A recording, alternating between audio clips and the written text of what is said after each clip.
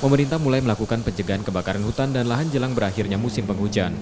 Upaya pencegahan tersebut dengan pembasahan lahan gambut memanfaatkan teknologi modifikasi cuaca hujan buatan. Di Sumatera Selatan, Kementerian Lingkungan Hidup dan Kehutanan menebar 1,6 ton garam NaCl ke sejumlah wilayah seperti Ogan Komering Ilir dan Musi Banyuasin. Dua kabupaten itu memiliki lahan gambut dalam yang sangat rawan kebakaran saat kemarau. Penebaran garam bertujuan memaksimalkan hujan di lahan gambut, sehingga gambut menjadi basah dan mengisi air di kanal.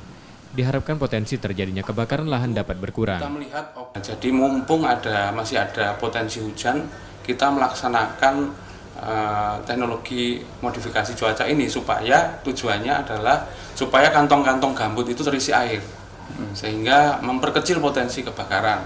Tanggal 2 kemarin kita sudah mulai, kemudian sekali penerbangan itu ada 800 kilo, jadi satu hari itu 2 kali operasi jadi 1,6 ya.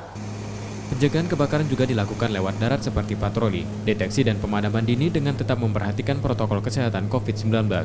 Pemerintah daerah Sumatera Selatan juga mengeluarkan status siaga darurat kebakaran hutan dan lahan sebagai langkah antisipasi. Rizky Nurmizan, Kompas TV, Palembang.